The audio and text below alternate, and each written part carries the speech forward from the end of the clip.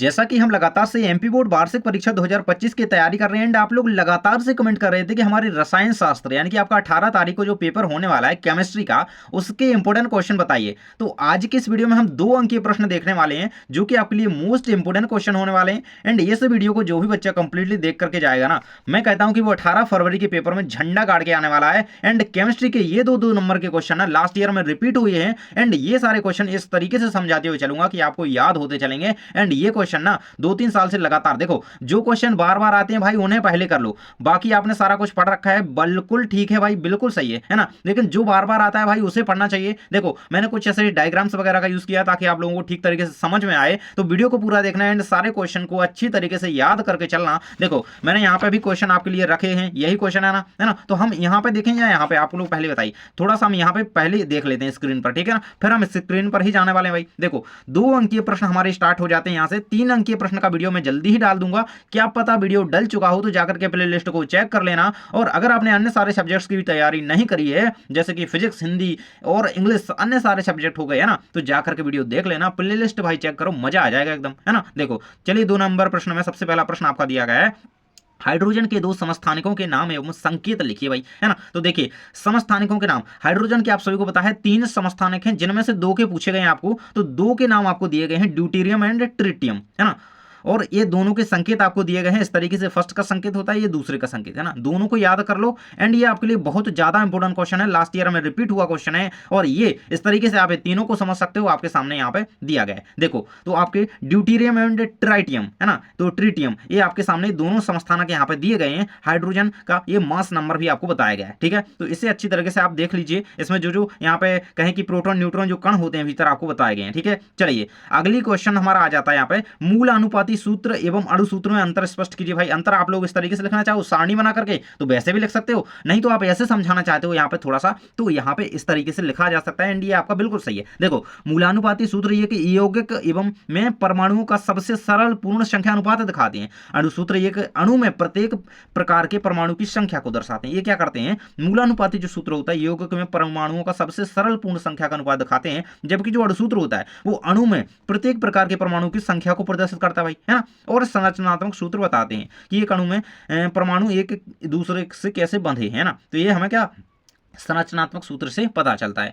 Next question आपका आ जाता है, कुछ धातुओं के इलेक्ट्रोड विभव निम्नलिखित हैं। देखो कुछ धातुओं के जो है इलेक्ट्रोड विभव आपको दिए गए हैं, इनकी घटती हुई क्रियाशीलता के क्रम में लिखिए भाई। तो घटती हुई क्रियाशीलता के क्रम में इनको लिखना है, देख सकते हैं यहाँ पे 1.42 वोल्ट दिया गया है आपको, वोल्ट नहीं विभव सॉरी यहाँ, और ये दूसरा दिया गया है, तीसरा कुछ धातुओं के दिए गए। अब इनको भाई क्रम में आपको लिखना है, तो किस तरीके से लिखोगे, तो चलिए मैं आपको बता देता हूँ। देखो घटती हुई क्रम क्रियाशीलता में इस तरीके से आप लिख दोगे, सबसे ज्यादा क्रियाशील जो है ना, जो है आपका -2.87 विभव, ये है आपका, देखो है ना ये वाला, तो ये फर्स्ट नंबर पे आ जाएगा। आप घटते हुए क्रम में यहाँ पे लिख देना आपको, है ना। इस तरीके से भी आप यहाँ पे आंसर दे सकते हो, बस आंसर तो है इतना सा भाई 2 लाइन का, है ना। और ये यहाँ पे थोड़ा पढ़ सकते हो आप, धातुओं की जो क्रियाशीलता होती है उनकी इलेक्ट्रोड विभव पर निर्भर करती है, तो इस चीज को याद रखना है, इससे आपका ऑब्जेक्टिव बन सकता है। आधिकारिक नकारात्मक इलेक्ट्रोड विभव वाली धातुएं अधिक क्रियाशील होती हैं क्योंकि वे आसानी से इलेक्ट्रॉन खोकर ऑक्सीकृत हो जाती हैं। मतलब देखो यहाँ पे क्या कहा जा रहा है, अधिक नकारात्मक, देखो -2 भाई, अधिक नकारात्मक कौन है, यही है ना, तो सबसे अधिक क्रियाशील तो यही होगी ना,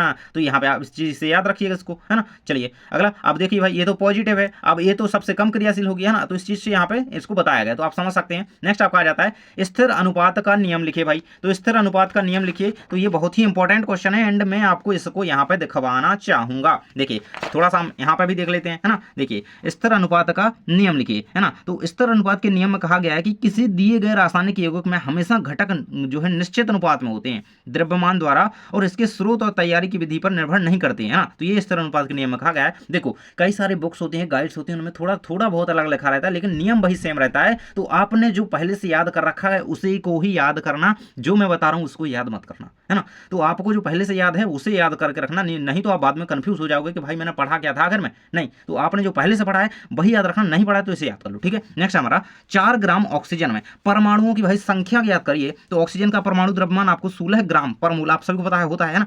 एक मूल में अणुओं की संख्या कितनी होती है ये आपको देखिए भाई, इससे ना बहुत बड़ा ऑब्जेक्ट बनता है और 1 नंबर आपको ये बड़ा सा आपकी कॉपी में दे देता है, ठीक है। 4 ग्राम में मोल की संख्या भाई, अब 1 ग्राम में इतनी संख्या होती है तो 4 ग्राम में निकाल लो भाई, है ना। ये ऑक्सीजन का यहाँ पे द्रव्यमान दिया गया 16 और ये यहाँ पे 4 ग्राम में निकालनी है, तो देखिए यहाँ पे 4 ग्राम में पूछा गया है तो 16 का यहाँ पे भाग दे दियो भाई, तो ये आपका यहाँ पे 0.25 मोल आ जाता है। अब इसके आंसर, इसके आगे का जो है आंसर आपको अणुओं की संख्या, भाई इसमें परमाणु की संख्या बतानी थी, तो अणुओं की संख्या आपकी कितनी आ जाती है, ये आपकी अणुओं की संख्या यहाँ पे आ जाती है 10⁻23। तो इस तरीके से आपको इसको कर लेना है। नेक्स्ट आपका जाता है निम्नलिखित में से सार्थक अंकों की संख्या बताइए। देखो सार्थक अंकों की संख्या बतानी है भाई, तो वो सार्थक अंक किसी प्रयोग द्वारा शुद्धता की जो अंक आपको दिए गए हैं और 101% लिख करके ले लो। ऐसा क्वेश्चन एक आने वाला है कि सार्थक अंकों की संख्या बताओ, या फिर ऑब्जेक्टिव में आ जाता है कि इस संख्या में खालिस्तान सार्थक अंक हैं, इस संख्या में सार्थक अंक हैं, कितने हैं भाई, तो आपको बताने होते हैं। देखो तो ये पढ़ लेना, ये इसको पढ़ लो अच्छी तरीके से। एंड आपको संख्या आपकी जो जो दी गई है मैंने यहाँ पर रिपीट कर दिया। एंड इनके सार्थक अंक है, देखो इसमें 3 सार्थक अंक है ना, अब इसमें भी 3 सार्थक अंक है, इसमें 2 सार्थक अंक हैं, इसमें क्या है, इसमें ये 4 सार्थक अंक हैं। ठीक है, तो इस चीज से इसको कंप्लीट कर लेना। नेक्स्ट आ जाता है भाई आयनन ऊर्जा से आप क्या समझते हैं, इसको प्रभावित करने वाले कारक समझाइए। देखो वीडियो छोड़ करके मत जाना, नहीं तो बाद में पछताने वाले हो कि मैंने काश वो वीडियो पूरा देख लिया होता। जब भाई एग्जाम हॉल में बैठते हो ना, तो जब आसपास के बच्चे जल्दी जल्दी से लिख रहे होते हैं ना, तब वो पता चलता है यार कि उस टाइम पढ़ लिया होता है यार, है ना। तो अभी पढ़ लो, बाद में ये मत सोचना पड़ेगा, वो काश को हटा दो दिमाग से, है ना। जब काश नहीं बोलना पड़ेगा कि भाई यार काश जब पढ़ लिया होता, नहीं, अभी टाइम है, कर सकते हो। देखो आयनन ऊर्जा क्या होती है, उसको प्रभावित करने वाले कारक भी देखेंगे। किसी तत्व की गैसीय अवस्था में एक विलगित परमाणु के बाह्यतम इलेक्ट्रॉन के बाहर निकालने के लिए लगने वाली आवश्यक ऊर्जा को आयनन ऊर्जा कहा जाता है। शायद ये क्वेश्चन 4 नंबर में भी बन सकता है, 3 नंबर में भी बन सकता है, तो यहाँ पे मैंने शॉर्ट में ही इसका आंसर दिया गया है, तो ज़्यादा कुछ नहीं है। देखिए तो ये आयनन ऊर्जा आपको समझाई गई है। देखो यहाँ पे ये Me ये मिलेगा ऊर्जा इसमें, तो Mg इलेक्ट्रॉन से निकलेंगे भाई, तो ये आयनन ऊर्जा बनेगी यहाँ पे, है ना। तो इस चीज़ को याद रखना। इसको प्रभावित करने वाले कारक जो होते हैं, परमाणु या आयनन का आकार हो सकता है, नाभिकीय आवेश, परिरक्षण प्रभाव, है ना। परिरक्षण प्रभाव भाई पढ़ के जाना बहुत ही ज्यादा इंपॉर्टेंट है, आवर्तिता वगैरह ये सारा कुछ, है ना। परिरक्षण प्रभाव अच्छी तरीके से कर लेना।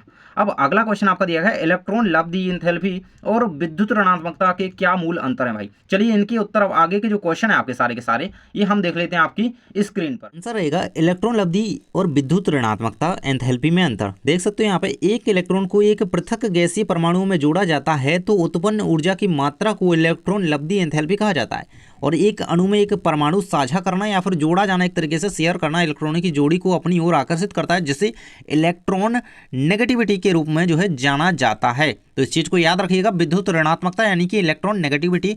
एंड इसमें क्या किया जाता है, इसमें परमाणु को साझा करके इलेक्ट्रॉनों की जोड़ी को अपनी ओर जो है इसमें आकर्षित किया जाता है, और इसमें पृथक गैसीय परमाणु को जोड़ा जाता है, जो कि ऊर्जा की मात्रा को इलेक्ट्रॉन लब्धि इसमें कहा जाता है। ठीक है, इस चीज को याद रखना। नेक्स्ट है यह एक पृथक परमाणु का गुण है, यह एक बंधित परमाणु का गुण होता है। नेक्स्ट है इसका मात्रक क्या होता है, इलेक्ट्रॉन एंथैल्पी का मात्रक जो होता है आपका किलो जूल पर मोल होता है। इसकी कोई इकाई नहीं है, विद्युत ऋणात्मकता की कोई इकाई नहीं है, मात्रक नहीं है। ठीक है, याद रखना। नेक्स्ट हमारा स्टोक बिलियन क्या है भाई, बहुत ही ज्यादा इंपॉर्टेंट क्वेश्चन है, लास्ट ईयर में आया हुआ है। देखिए तो रासायनिक प्रयोगशाला में वांछित सांद्रता का विलयन सामान्यतया अधिक सांद्र विलयन के तनुकरणों से बनाया जाता है। यदि सांद्रता वाले क्षेत्र को, सांद्रता वाले विलयन को स्टोक विलयन भी कहा जाता है। तो इस चीज़ को याद रखना कि जो अधिक सांद्रता वाला विलयन होता है उसे स्टोक विलयन भी कहते हैं। देखो आप लोग टेलीग्राम ज्वाइन कर लेना, क्योंकि वहाँ पे देखो पेपर से पहले मैं आपकी कुछ ऐसी हेल्प कर सकता हूँ कि आपके एग्जाम में बिल्कुल 100% वो पेपर में देखने को मिलेंगे क्वेश्चन, है ना। क्योंकि वहाँ पे आपको जुड़ जाना चाहिए और आपकी हेल्प होगी, तो टेलीग्राम ज्वाइन कर लेना। लिंक आपको यहाँ पे कॉमेंट बॉक्स में मैंने पिन करके दी है, ठीक है ना, तो ज्वाइन कर लेना। देखो पाउली का अपवर्जन सिद्धांत क्या भाई, आपने इस क्वेश्चन को पढ़ रखा होगा एंड याद भी कर रखा होगा विद्यार्थियों ने, तो क्योंकि ये क्वेश्चन ना बहुत ज़्यादा बार आता है। देखिए यह क्वांटम यांत्रिकी का एक नियम है जिसे पाउली इन वैज्ञानिक ने दिया था, इसलिए इसे पाउली का अपवर्जन सिद्धांत कहा जाता है। इस सिद्धांत के अनुसार कोई भी दो समान फर्मियन एक ही समय में एक समान परमात्रा स्थिति में नहीं रह सकते हैं, ये इनका नियम कहता है। किसी एक ही परमाणु में स्थित इलेक्ट्रॉनों के लिए यह नियम कहता है कि किन्हीं भी दो इलेक्ट्रॉनों को चारों परमात्रा संख्या एक समान नहीं हो सकती। जो दो इलेक्ट्रॉन होती हैं उनकी जो चारों परमात्रा संख्याएं होती हैं वो कभी भी समान नहीं हो सकती। यह जो है पाउली का अपवर्जन सिद्धांत कहता है, इस चीज को याद रखना। नेक्स्ट क्वेश्चन आपका आ जाता है असमानुपातन, है ना, असमानुपातन, सॉरी, हाँ, असमानुपातन अभिक्रियाएं क्या हैं, है ना। वो जल्दी जल्दी बोलने के चक्कर में कुछ थोड़ा हो जाता है ना। तो परिभाषा आपकी रहेगी, असमानुपातन जो अभिक्रियाएं होती हैं वह रेडॉक्स अभिक्रिया है ना, जिसमें एक ही तत्व की ऑक्सीकरण अवस्था का एक भाग ऑक्सीकरण करता है और दूसरा भाग जो है अपचयन करता है। तो देखो आपने ये चीज रेडॉक्स में भी पढ़ा होगा कि जब ऑक्सीकरण और अपचयन है ना दोनों साथ साथ होती हैं तो रेडॉक्स अभिक्रिया होती है। इसी तरीके से जो असमानुपातन अभिक्रियाएं होती हैं उनमें क्या होता है, वही एक प्रकार की रेडॉक्स अभिक्रिया ही है, और जिसमें ऑक्सीकरण होता है एक भाग का और दूसरे भाग का क्या होता है, अपचयन होता है। तो ये हमारी रेडॉक्स इसे एक तरीके से कहा जा सकता है ना। इसका उदाहरण आपको दिया गया है, यहाँ पे देख सकते हो। एंड यहाँ क्या किया जाता है, यहाँ क्लोरीन के एक भाग का ऑक्सीकरण और दूसरे भाग का जो है अपचयन हो रहा है। अपचयन से ये प्राप्त हुआ, ऑक्सीकरण से हमें HCl प्राप्त हुआ है। ठीक है, नेक्स्ट हमारा आ जाता है संयोजकता और ऑक्सीकरण अवस्था के मध्य अंतर लिखिए भाई। अंतर लिखना है आपको। तो देखिएगा, देखिए परिभाषा के आधार पर एक अंतर, एक गणना के आधार पर, एक प्रकृति के आधार पर कि प्रकृति कैसी है, एक उदाहरण भी आप लिख सकते हो। देखो मैंने 4 अंतर दे दिए हैं, 2 आपको याद जरूर से कर लेना। देखिए पैरामीटर के मतलब इनको किस आधार पर अंतर हम कर रहे हैं, तो परिभाषा देखेंगे संयोजकता की, परमाणु द्वारा यौगिक में बनाए गए रासायनिक बंधों की संख्या संयोजकता कहलाती है। जबकि ऑक्सीकरण अवस्था क्या होती है भाई, तो परमाणु पर आवेश की परिकलित संख्या है ना, या फिर बंधन इलेक्ट्रॉनों का जो वितरण होता है वो ऑक्सीकरण अवस्था उसे हम कह सकते हैं। और इसकी गणना जो है स्थिर संख्या होती है। तो जैसे H की 1 है हाइड्रोजन की, है ना, और ऑक्सीजन O की यहाँ पे 2 यहाँ पे बताई गई है। नेक्स्ट है मतलब एक स्थिर संख्या होती है जैसे, है ना, और बंधित परमाणु की इलेक्ट्रॉन खींचने की प्रवृत्ति के आधार पर यहाँ पे चेंजेस होते रहते हैं, बदलती रहती है, एक समान नहीं होती है। इसकी क्या है, स्थिर है, ये बदलती रहती है ना इलेक्ट्रॉन संख्या। नेक्स्ट है आपका प्रकृति, तो भाई ये वास्तविक संख्या होती है एक प्रकार से, ये काल्पनिक है ना। संयोजकता क्या है, एक वास्तविक संख्या होती है। जैसे हाइड्रोजन की संयोजकता 1 यहाँ पे है ना, ऑक्सीजन की 2, तो इस तरीके से। नेक्स्ट है आपका उदाहरण, आपको बताया गया उदाहरण के तौर पर भी आप इसे समझा सकते हैं। ठीक है, नेक्स्ट हमारा क्वेश्चन आ जाता है स्टॉक नोटेशन की व्याख्या दीजिए। तो भाई 2 नंबर में ये क्वेश्चन है, एंड लॉन्ग में आएगा तो भाई इसमें ऐड करके क्वेश्चन देगा। ठीक है, तो 2 नंबर के रूप में क्वेश्चन का आंसर लिखिएगा कि यह धातु की ऑक्सीकरण अवस्था को दिखाने के लिए उपयोग की जाने वाली पद्धति है। धातु के नाम के बाद ऑक्सीकरण अवस्था को रोमन अंकों में कोष्ठक में लिखा जाता है ना, तो इस चीज को याद रखना। एंड ये बहुत ज्यादा इंपॉर्टेंट क्वेश्चन है आपके एग्जाम के लिए। इसको उदाहरण के तौर पर यहाँ पे समझ सकते हैं। देखो रोमन अंक कौन हो सकते हैं, ये देखो कौन, यहाँ पे देखो इस तरीके से रोमन अंक आपका दिया गया है, ये 2, इन्हें आप कहते हैं, ये रोमन अंक ही ना कहलाते हैं अपने, है ना। ये रोमन गिनती तो आपने पढ़ी हो गई है ना। रोमन अंकों में कोष्ठक में लिखा जाता है, किस पद्धति में, यहाँ पे धातु के नाम के बाद ऑक्सीकरण अवस्था को क्या लिखा जाता है, रोमन पद्धति में लिखा जाता है, वो स्टॉक नोटेशन उसे हम कहते हैं। तो ये यहाँ पे देखो इसमें किया गया यूज इसका, है ना। तो यहाँ पे क्या है, इसकी ऑक्सीकरण अवस्था +3 है, इसकी +2 है, इसकी आयरन क्लोराइड की, और यहाँ पे क्या है, यही चीज है। लेकिन क्या है यहाँ पे देखो, ये क्या रोमन संख्या के द्वारा बदल गया, तो यहाँ पे चेंज हो गई स्थिति अवस्था। ठीक है, नेक्स्ट है स्टॉक तंत्र से आप क्या समझते हैं भाई, तो यह एक नामकरण की पद्धति है जिसमें यौगिकों में उपस्थित धातु की ऑक्सीकरण अवस्था को स्पष्ट रूप से दर्शाया जाता है। तो भाई यह एक नामकरण की पद्धति होती है स्टॉक तंत्र, स्टॉक सिस्टम, जिसमें यौगिकों में उपस्थित धातु की ऑक्सीकरण अवस्था को स्पष्ट रूप से दर्शाया जाता है। इसमें धातु के नाम के बाद ऑक्सीकरण अवस्था को रोमन अंकों में दर्शाया जाता है। यही सेम चीज आपकी यहाँ पे कह लो इसमें, है ना। देखिए तो इसे इस तरीके से इसका महत्व देख सकते हैं। यह स्पष्ट करता है कि यौगिक में धातु की कौन सी ऑक्सीकरण अवस्था है ना, यहाँ से पता चल रहा था ना ऊपर। यह जटिल यौगिकों को सही तरीके से नामित करने में सहायक होता है, तो इसे भी याद रखना।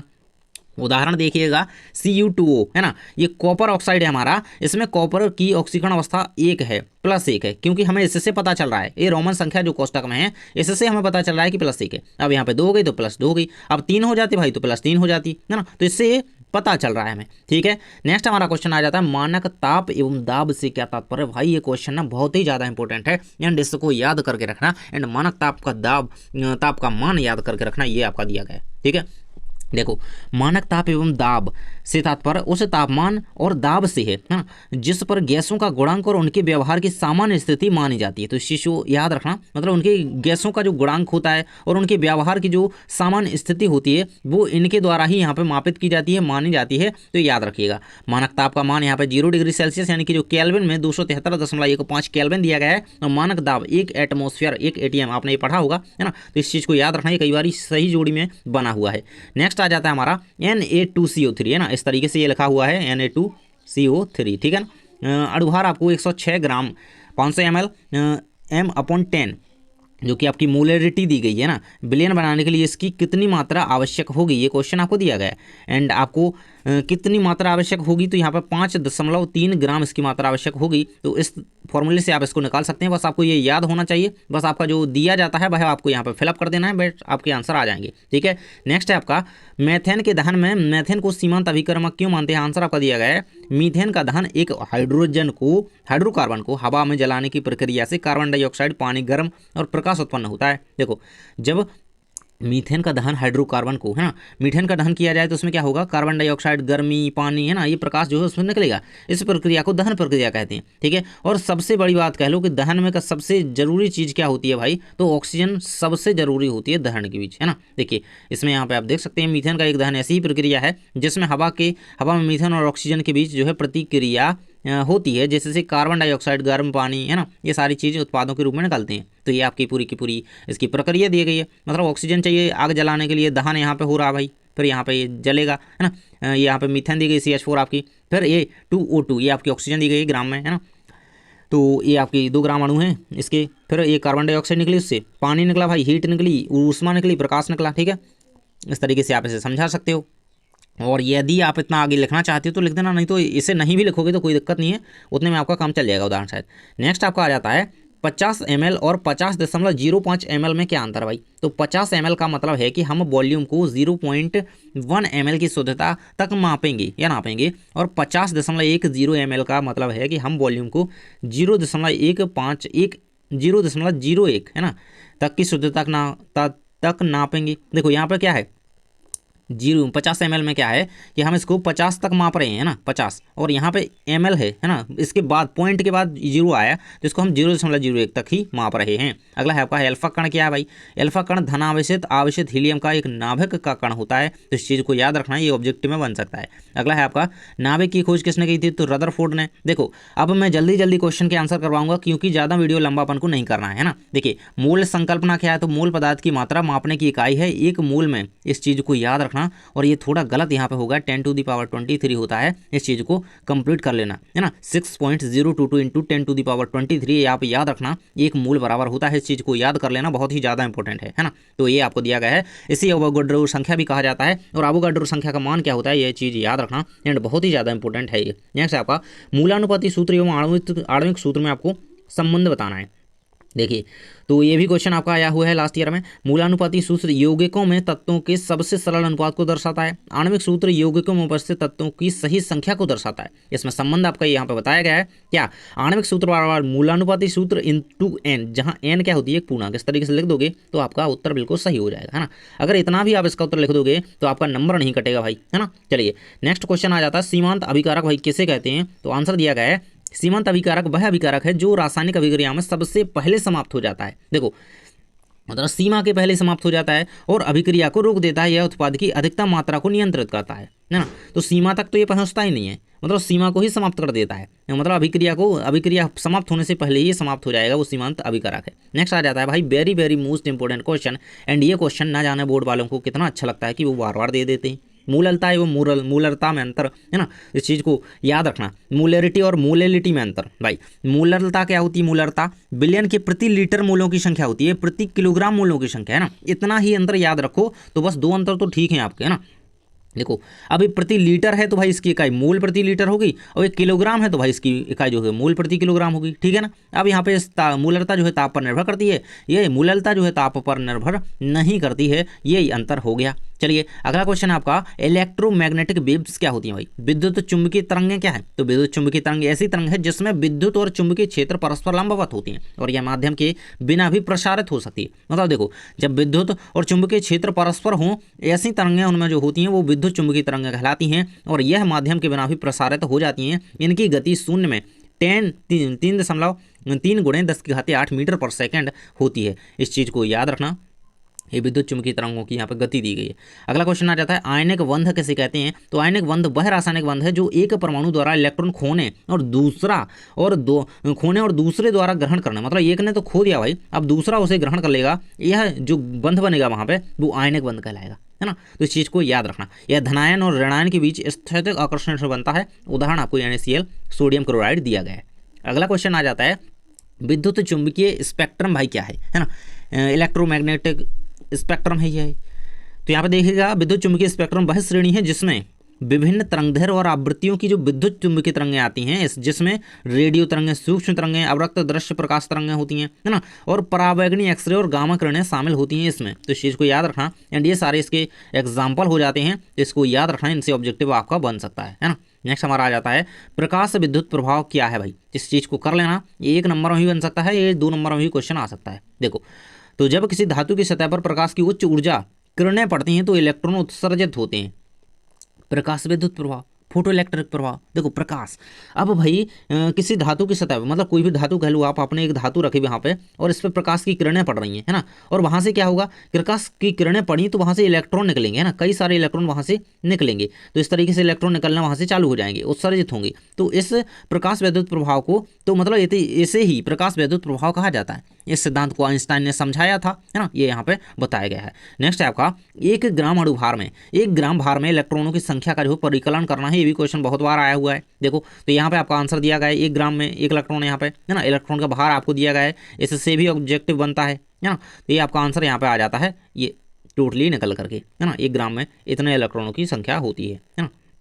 चलिए अगला क्वेश्चन है, अफबाउ सिद्धांत क्या है भाई। तो अफबाउ सिद्धांत के अनुसार इलेक्ट्रॉन सबसे पहले सबसे निचली स्तर ऊर्जा स्तर में प्रवेश करते हैं। देखिए अफबाउ कहते हैं कि जो सबसे पहले इलेक्ट्रॉन होती हैं तो वो सबसे निचले, मतलब सीधे ऊर्जा ऊपर के ऊर्जा उच्च ऊर्जा स्तर में नहीं जाएंगे, पहले निचले ऊर्जा स्तर में प्रवेश करते हैं, फिर उच्च ऊर्जा स्तरों की ओर जाते हैं, मतलब नीचे से ऊपर की। अब भाई हमें सीढ़ी चढ़ना है तो सबसे पहले हम ऊपर थोड़ी ना जाएंगे, नीचे से जाएंगे ना, थोड़ी धीरे धीरे, है ना। तो पहले नीचे जाएंगे, हम निचली में जाएंगे इलेक्ट्रॉन और फिर ऊपर की ओर जाएंगे। यह सिद्धांत बताया जाता है कि परमाणु के कक्षों में इलेक्ट्रॉन किस क्रम में भरते हैं, जैसे 1s 2s, उसके बाद 2p, है ना, 3p, इस प्रकार से आपने पढ़ा होगा, है ना। इसी प्रकार से यही क्रम होता है इलेक्ट्रॉन के भरने का कक्षकों में। नेक्स्ट है आपका 4 ग्राम ऑक्सीजन में परमाणुओं की संख्या ज्ञात कीजिए भाई, है ना। यहाँ पे आपको आंसर दिया गया है, देखो 4 ग्राम में करना है आपको, है ना। तो ये आप यहाँ पे देखो, ये क्वेश्चन रिपीट हो गया, वही क्वेश्चन है, एंड इसको अच्छी तरीके से कर लेना। अब भाई फोटोन क्या होते हैं, ये फोटोन भाई क्या होते हैं, तो फोटोन छोटे छोटे बंडल्स होते हैं, कह लो कि ऊर्जा के, है ना, ऊर्जा के छोटे छोटे बंडल्स को हम फोटोन कहते हैं। नेक्स्ट हमारा जिनसे मिलकर के प्रकाश बना होता है। अब इसका क्वांटाइजेशन को समझाइए भाई, बहुत इंपॉर्टेंट क्वेश्चन है। अब इसका क्वांटाइजेशन का मतलब है कि किसी की आवेश की केवल निश्चित विभाजन योग्य मात्राएं हो सकती हैं। इलेक्ट्रॉन का आवेश कितना होता है भाई, ये -1.6 × 10 - 19 कूलम होता है, और यह केवल गुणांक के रूप में होता है, तो इस चीज़ को याद रखना। नेक्स्ट है हाइजेनबर्ग का अनिश्चितता सिद्धांत क्या कहता है भाई, तो इस चीज़ को याद रखना। हाइजेनबर्ग का अनिश्चितता सिद्धांत कहता है कि किसी कण का स्थान और संवेग दोनों को एक साथ सटीक रूप से मापना संभव नहीं है। इनके अनुसार यहाँ पे ये दिया गया है del(x) × del(p) h/4π, ये आपके सामने दिया गया है ना। तो ये संवेग की अनिश्चितता यहाँ पे बताई गई है ना, del(x) की जो है स्थान की अनिश्चितता है और del(p) की संवेग की अनिश्चितता। नेक्स्ट है आपका पाउली का अपवर्जन नियम, क्वेश्चन रिपीट हो गया लेकिन समझिएगा। पाउली का अपवर्जन नियम कहता है कि एक ही परमाणुओं में कभी भी कोई भी 2 इलेक्ट्रॉन समान क्वांटम संख्या नहीं रख सकते। इसका मतलब है कि प्रत्येक इलेक्ट्रॉन का अपना विशिष्ट स्थान और ऊर्जा स्तर होता है। अगला क्वेश्चन है अल्फा कण क्या होते हैं भाई, तो अल्फा कण जो होते हैं 2 प्रोटोनों और 2 न्यूट्रॉनों, देखो 2 प्रोटॉन है भाई और 2 क्या है, न्यूट्रॉन है ना, का समूह होते हैं अल्फा कण। यह हीलियम परमाणु का आयनित रूप है जिसमें कोई इलेक्ट्रॉन नहीं होता है। यह परमाणुीय विकिरण का एक प्रकार है जो नाभिकीय अभिक्रिया में उत्सर्जित होते हैं। अगला है नाभिक की खोज भाई किसने करी थी, तो रदरफोर्ड ने, अर्नेस्ट रदरफोर्ड जिनका पूरा नाम है, और 1911 में इन्होंने करी थी जब भारत की राजधानी दिल्ली बनी थी, है ना। आपको याद रहे इसलिए मैंने बता दिया। चलिए अगला क्वेश्चन देख लेते हैं। यहाँ पे हुंड का नियम लिखिए भाई, तो हुंड का नियम कहता है कि एक ही ऊर्जा स्तर पर स्थित ऑर्बिटल्स जैसे PDF, है ना, ये ऑर्बिटल्स हैं, इनमें इन ऑर्बिटल्स में इलेक्ट्रॉन पहले एक एक करके भरते हैं, और जब तक सभी ऑर्बिटल में एक एक इलेक्ट्रॉन नहीं हो जाते तब तक कोई 2 इलेक्ट्रॉन एक साथ नहीं भरती। मतलब देखो पहले PDF मतलब P में 1 हो गया, फिर D में 1 हो गया, फिर F में हो गया, मतलब सब में पहले एक एक हो जाएंगे, है ना। सबको पहले एक एक मिलेगा, अगर और बचा तो फिर सबको 2-2 मिलेगा, है ना, फिर से स्टार्ट होगा, तो इस तरीके से। नेक्स्ट आपका आ जाता है आर्हीनियस समीकरण क्या है भाई, इसको याद रखना, ये ऑब्जेक्टिव में बनता है ना। ये नीचे आगे इसका दिया गया पूरा गणितीय रूप, नीचे हम देखेंगे नेक्स्ट क्वेश्चन, है ना। आर्हीनियस समीकरण रासायनिक अभिक्रिया की दर को तापमान के साथ व्यक्त करता है। यह समीकरण निम्नलिखित रूप में होता है। तो देखिए यहाँ से शायद स्किप हो गया है ना, del/RT इस तरीके से वो होता है, तो इस चीज़ को हम आगे देख रहे हैं। अगला क्वेश्चन है आपका ली-सातिलिये का सिद्धांत भाई क्या है, तो ली-सातिलिये का सिद्धांत कहता है, ये यहाँ पे यही था कि ली-सातिलिये का सिद्धांत कहता है कि जब किसी रासायनिक अभिक्रिया में किसी प्रकार सातिलिये का सिद्धांत का परिवर्तन किया जाता है, ये शायद यहाँ पे कोई मिस्टेक हो गई है ना, तो इनके सिद्धांत को आप लोग जरूर से देख लीजिएगा। इधर उधर वर्ड हो गए शायद, मुझे लगता है, इस तरीके से इसको पढ़िएगा। जो ये सिद्धांत रासायनिक अभिक्रिया में किसी प्रकार का परिवर्तन, है ना, का परिवर्तन किया जाता है। देखो तो यहाँ पे सिद्धांत ये रहेगा कि ली-सातिलिये का सिद्धांत कहता है कि जब किसी रासायनिक अभिक्रिया में किसी प्रकार का परिवर्तन किया जाता है ना, इसको यहाँ से मिटाइए, है ना, ये यहाँ का आगे का यहाँ चला गया। परिवर्तन किया जाए, जैसे तापमान में, दाब में, सांद्रता में, इनमें परिवर्तन किया जाए तो उसी दिशा में प्रतिक्रिया करती है। तो क्या, जिससे उस परिवर्तन का प्रतिकार होता है और अभिक्रिया जो है उसी दिशा में प्रतिक्रिया करती है। ये लीतस-सातली का सिद्धांत है। नेक्स्ट है हेनरी का लॉ लिखिए। हेनरी का नियम लिखना भाई। तो हेनरी का नियम कहता है कि किसी गैस का विलयन में घुलने की सांद्रता उसके ऊपर की गैस दबाव के अनुपाती होती है। आपके सामने दिया गया है C बराबर KP। नेक्स्ट है, जहाँ C क्या है भाई, सांद्रता है, K हेनरी स्थिरांक है, इस चीज़ को याद रखना, एंड P हमारा दबाव है, दाब है। सम आयन प्रभाव क्या है, सम आयन, नाम से ही पता चला है कि यह सम आयन प्रभाव जब होता है तब होता है जब किसी तत्व के समस्थानिकों के भौतिक या रासायनिक गुणों में अंतर होता है। उदाहरण के लिए H2O और D2O, है ना, डाइटेरियम होता है, जल होता है, ऑक्साइड के उबालने और गलनांक में भिन्नता होती है, मतलब इनको जब उबालेंगे तो इनमें क्या भिन्नता नजर आएगी, ये सम आयन प्रभाव हुआ। इसको चीज़ को याद रखिएगा। नेक्स्ट हमारा आर्हीनियस समीकरण क्या है, यही मैंने कहा था, ये देखो K बराबर AE माइनस EA/RT। तो इस चीज़ को याद रखना, एंड ये सही जोड़े में कई बार भी आया हुआ है, ठीक है। तो आर्हीनियस समीकरण रासायनिक बलगत की शाखा में प्रयुक्त किया जाने वाला समीकरण है, जिसे सक्रियण ऊर्जा पर ताप प्रभाव ज्ञात करने के लिए भी प्रयुक्त किया जाता है, ठीक है। नेक्स्ट हमारा है ओस्टवाल्ड का तनुता नियम भाई क्या है। देखो ओस्टवाल्ड का तनुता नियम वैद्युत अपघट्य के वियोजन की मात्रा विलयन की दुर्बल तनुता के वर्गमूल के अनुक्रमानुपाती होती है। इसको हम यहाँ पे देख लेते हैं, ये आपका पूरा का पूरा इसका गणितीय रूप दिया गया है ना, जैसे आप देख सकते हो।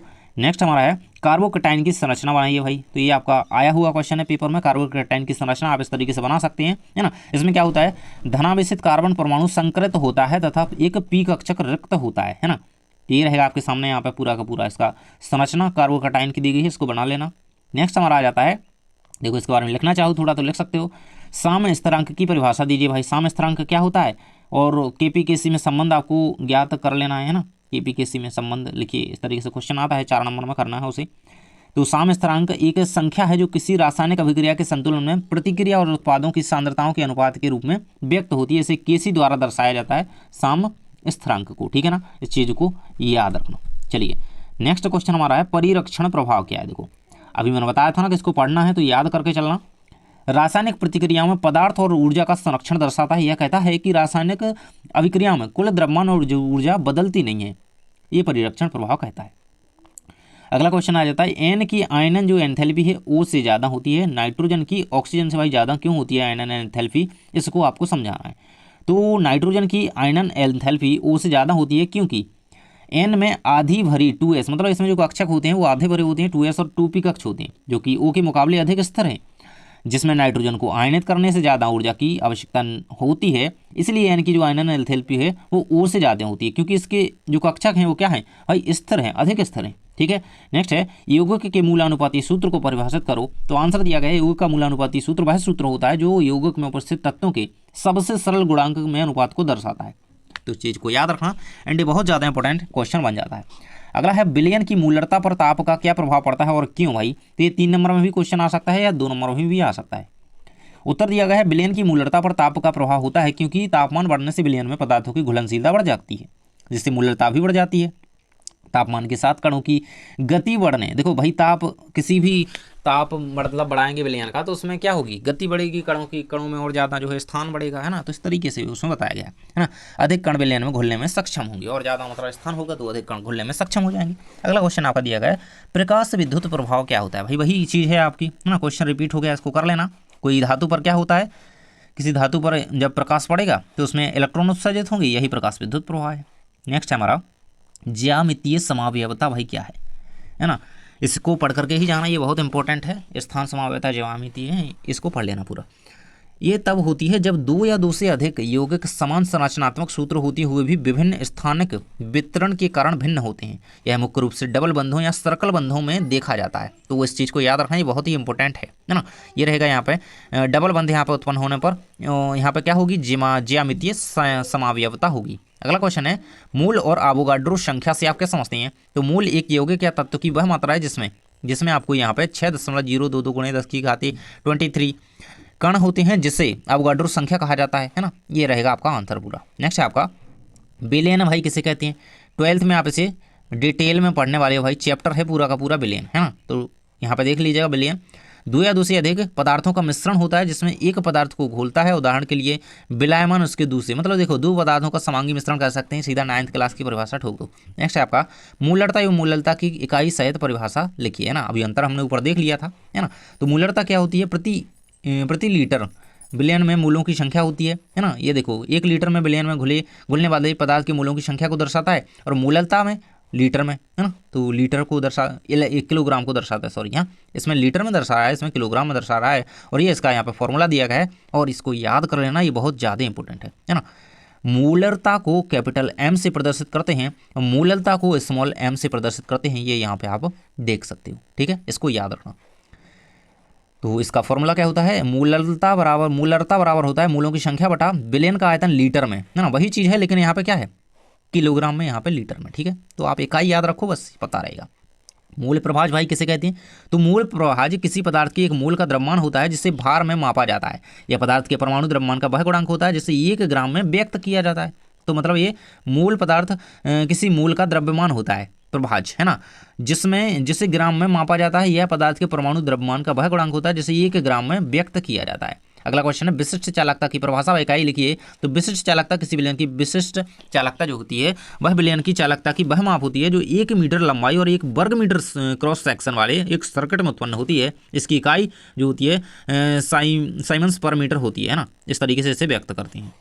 नेक्स्ट हमारा संक्षारण भाई किसे कहते हैं, तो संक्षारण आपने स्टार्टिंग से ही पढ़ रखा है, लोहे पर जंग लगने की प्रक्रिया को संक्षारण कहते हैं। तो इस तरीके से लिखना है, थोड़ा सा आप डिटेल में लिखते हुए चलेंगे कि जब, है ना, लोहा या फिर धातु, है ना, जब वो किस संपर्क में आती है, जब आर्द्रता या नमू के संपर्क में आती है ना, खासकर लोहे पर, तो उस पर जो है उसकी जंग की परत लगना स्टार्ट हो जाती है। आर्द्रता के संपर्क में आने पर, पानी के संपर्क में आने पर, है ना, तो द्रव्यमान का नाश हो जाता है और रासायनिक अभिक्रिया के रूप में होता है, जैसे कि लोहे पर जंग लगना, है ना।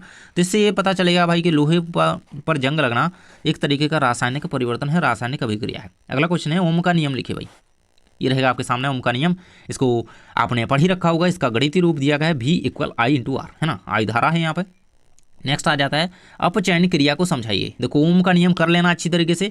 अपचयन यानी कि रिडक्शन क्या होती है, वह अभिक्रिया जिसमें किसी तत्व के आवेश में कमी होती है ना, तत्व के आवेश में कमी हो यानी वह इलेक्ट्रॉन प्राप्त करता है। अपचयन अभिक्रिया में ऑक्सीजन का त्याग और हाइड्रोजन का ग्रहण होता है। तो इतना याद रखो, जहाँ पर ऑक्सीजन का जो है त्याग, ऑक्सीजन को भाई छोड़ दिया जाए, चल निकल इधर से, और हाइड्रोजन को अपना लिया जाए, वहाँ पर क्या होती है, अपचयन अभिक्रिया हो जाती है। Cu2 है ना, कॉपर A2ECu, ये अभिक्रिया इसकी रहेगी कॉपर। नेक्स्ट है आपका कीलेट भाई क्या है, कीलेट और लेगेंड दोनों को पढ़ लेना भाई, है ना। तो वे यौगिक होते हैं कीलेट जिसमें एक केंद्रीय धातु आयन को एक या एक से अधिक लेगेंड्स द्वारा कई बंधों से घेर लिया जाता है। तो केंद्रीय धातु आयन को एक या एक से अधिक लेगेंड्स द्वारा जब घेर लिया जाए, इस प्रकार यह स्थिर यौगिक बनाता है। उदाहरण आपको दिया गया है ना, EDTA, है ना। EDTA का पूरा नाम कई बार आया था, एथिलीन डाइमिनिस्ट्रेटिसिटिकोस, एक कीलेट एजेंट है। इस चीज़ को याद रखना, एंड ये बहुत ज़्यादा इंपॉर्टेंट है। नेक्स्ट आ जाता है हमारा दिक् लवण भाई किसे कहते हैं, तो दिक् लवण जो होते हैं ऐसे अणु होते हैं जिनमें 2 कार्यात्मक समूह होते हैं, जैसे जो 2 विभिन्न प्रकार की रासायनिक प्रतिक्रियाओं में भाग ले सकते हैं। उदाहरण के लिए acetyl salicylic acid, salicylic acid में दोनों कार्बोक्सिलिक हाइड्रोक्सिल समूह होते हैं, है ना। जिसमें क्या होता है, देखो ये एक ऐसा एसिड है, अम्ल है कहें कि जिसमें दोनों कार्बोक्सिल और हाइड्रोक्सिल समूह होते हैं। इसका उदाहरण हो जाता है दिक् लवण का, मतलब 2, ये 2 हैं, दोनों जब साथ हैं। नेक्स्ट दिया गया है ऊष्मा गतिकी का द्वितीय नियम क्या है। देखो भाई ऊष्मा गतिकी को ध्यान से पढ़ लेना, एंड इसका द्वितीय नियम आपको दिया गया है, इसको पढ़ लेना। देखो आप वही परिभाषा याद रखना छोटी छोटी जो आपको पहले से याद हैं, क्योंकि कुछ अलग हो सकते हैं वर्ड, तो आप कन्फ्यूज हो जाओगे, है ना, तो वो कर लेना। नेक्स्ट हमारा आ जाता है कि निकिल अनुचुंबकीय है जबकि NiCO4, है ना, प्रतिचुंबकीय। इसका एक रूप ही है, जबकि यह प्रतिचुंबकीय है या अनुचुंबकीय, क्यों?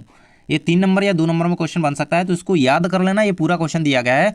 आयन अनुचुंबकीय है क्योंकि इसमें निकेल आयन का ऑक्सीकरण स्थिति +2 होती है, मतलब +2 होती है ना, एक भी बार इसको लिखिएगा, +2 होती है ऑक्सीकरण की स्थिति, और इलेक्ट्रॉन इसके एकत्रित होते हैं, जिससे एक आयन किसी बाहरी चुंबकीय क्षेत्र में प्रतिक्रिया नहीं करता है। जबकि जो निकेल CO4 प्रतिचुंबकीय है क्योंकि CO लिगेंड के कारण, Ni जो देखो इसमें क्या है, ये CO लिगेंड है, इसके कारण क्या होता है, इसकी ऑक्सीकरण अवस्था में स्थित निकेल आवृत्ति के कारण यह प्रतिचुंबकीय जो है चुंबकीय गुण प्रदर्शित करता है ना। इसी तरीके से कह सकते हैं कि इसमें +2 ऑक्सीकरण स्थिति के कारण ये जो है अनुचुंबकीय है, और इसमें जो है यह CO लिगेंड के कारण ये क्या है, चुंबकीय गुण दर्शाता है। नेक्स्ट हमारा आरएनए एवं डीएनए में क्या अंतर है। तो आरएनए कहता है, आरएनए का पूरा नाम, एक तो नाम के आधार पर अंतर कर देना है आपको कि आरएनए का पूरा नाम आरएनए का राइबोन्यूक्लिक एसिड होता है और डीएनए का डीऑक्सीराइबोन्यूक्लिक एसिड है। यह एकल राह होती है, मतलब एक स्ट्रैंड होती है इसमें। और डीएनए में क्या होता है, तो डीएनए में द्वि स्ट्रैंड होती है ना, ये इसका द्विस्तरीय अणु होता है, एक एकल अणु होता है ना, स्ट्रैंड्स अणु है, जिसमें क्या होता है, राइबोज शर्करा पाई जाती है और यह प्रोटीन संश्लेषण में भाग लेने के लिए महत्वपूर्ण होता है। यह आनुवंशिक पदार्थों का संग्रहण करता है और डीएनए का कार्य जीनों को संग्रहित करना होता है ना, तो इस चीज़ से इसको कर सकते हो। अगला क्वेश्चन हमारा आ जाता है, पेप्टाइड बंध क्या है। पेप्टाइड बंध आपको दिया गया है, यह एक प्रकार का रासायनिक बंध है जो दो अमीनो एसिड्स के बीच बनता है। तो यहाँ पे आपका ऑब्जेक्टिव बन जाता है कि दो अमीनो एसिड्स के बीच बनने वाला बंध खालिस्तान बंध है, तो पेप्टाइड बंध होता है। यह बंध अमीनो एसिड्स के अमीनो समूह है ना, NH2 और कार्बोक्सिलिक समूह COOH के बीच पानी के अणु के वियोग से बनने वाला बंध है जो पेप्टाइड बंध है। अगला क्वेश्चन हमारा है, संक्रमण तत्व किसे कहते हैं। संक्रमण तत्व आपको क्वेश्चन, वे तत्व होते हैं जो आवर्त सारणी के डी ब्लॉक में स्थित होते हैं। इन तत्वों के पास अपर्याप्त इलेक्ट्रॉन वाले डी ऑर्बिटल्स होते हैं जो इन्हें विभिन्न ऑक्साइड और आयन बनाने में सक्षम बनाते हैं। उदाहरण आपको दिए गए हैं ना, तो इस चीज़ से आप यहाँ पे देख सकते हो। संक्रमण तत्व ये हमारे है ना, संक्रमण धातुओं हैं ये कहेंगे आपकी। तो इस तरीके से हमारे 2 मार्क्स के सारे क्वेश्चन हो गए भाई कंप्लीट। एंड आपने अगर वीडियो को अभी तक लाइक नहीं करा है तो कर लेना लाइक, क्योंकि अगर आप चैनल पर जुड़े रहोगे और सब्सक्राइब कर लोगे तो आपकी परीक्षा की तैयारी एकदम बेहतर हो जाएगी। एंड जल्दी मिलते हैं नेक्स्ट वीडियो में। टेलीग्राम ज्वाइन कर लेना एंड वहाँ पे मैं आपको PDF की लिंक दे दूंगा, वहाँ से आप परचेस कर पाएंगे और डिस्क्रिप्शन भी इसके लिए चेक कर सकते हो। थैंक्स फॉर वॉचिंग, मिलते हैं नेक्स्ट वीडियो में।